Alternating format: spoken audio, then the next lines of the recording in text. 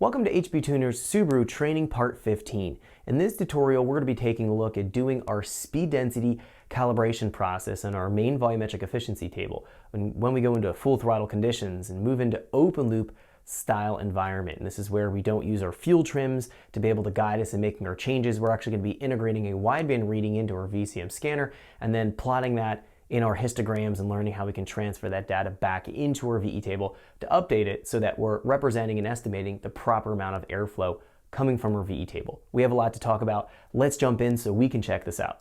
Okay, so let's get started. We're going to be taking a look at doing our full throttle tuning calibration process within our speed density operation mode. We're going to be learning how to calibrate our main volumetric efficiency table using a wideband input that we're going to be logging into our VCM scanner, comparing that against the target air fuel or target lambda that we want to run at. We can calculate a math channel called EQ ratio error. That's going to give us the difference of what the wideband's measuring to the target, and we can populate that in a histogram to help us build out our main VE fuel table extremely quick. This process is relatively straightforward, just as we found in the last tutorial, going through that calibration process using the short and long-term fuel trim data to populate idle, part throttle, and the transition between vacuum into boost area of our main VE table. Same kind of concept now, just switching things around a little bit because we're not going to be looking at the front O2 sensor. We're going to be switching into open loop where we come out of closed loop, and we'll find that those trims disappear, so we need to go and have a different histogram to help us populate our main VE table. So the first thing I want to do is talk about the main VE table real quick. Jumping in here, we're going to find within our table, again, we've populated essentially about this, probably first 2/3 of the table. The last roughly half or a third of the table here, we need to go and calibrate.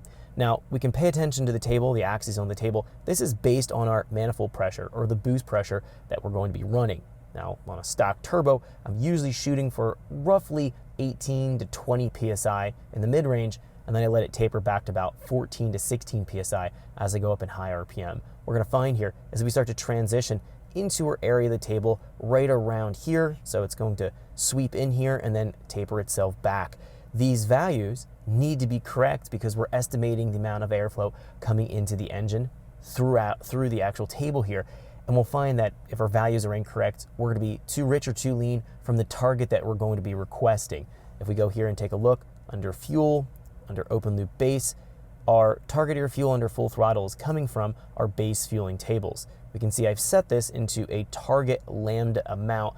We can go here and change the unit scale if you're more comfortable with working in the petrol air fuel scale. This would be the normal air fuel you might reference. I like to work in lambda. You can take a look and work in either. It's not going to matter in terms of programming here, but what we'll find is that this is specifying the target, and we need to go and reach that target. So we're going to be moving our estimation of air mass either higher or lower to increase the injector pulse with either higher and lower to deliver the fuel to hit this target. Now, let's go and close this out, jump back into airflow, and jump back in here to our table. So what we've created here, let's jump into our VCM scanner and talk about what we have. So in the VCM scanner, into our SD EQ error, this is going to be taking a look at what's known as the equivalent ratio.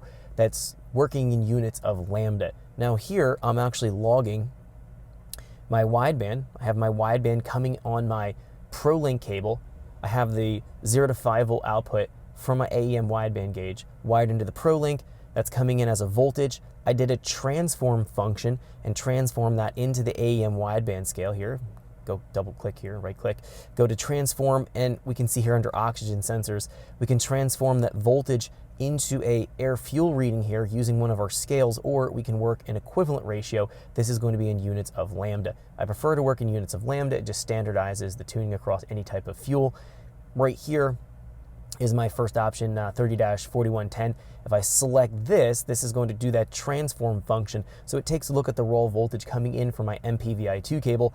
We can see this is the equation right here, and that's going to output a unit of lambda. Now, having that information come in, we also need to be logging a channel here called equivalent ratio commanded. This is what's coming from our target air fuel table or target lambda table. Same thing, just depending on the unit scale you're looking in. This is going to be allowing us to take a look at what's coming from the commanded and taking a look at the actual. The difference between these two is how far off our airflow estimation is going to be. So we're going to take a look at how we can use our log data, plotting our EQ ratio error, a math channel here that the particular histogram is built on. We're going to be allowing that to plot in here and overlay and show us the percentage of change we need to update our main VE table by. Now, a few things with this. Let's jump in. Let's go to graphs layout. Go in here to SDEQ error.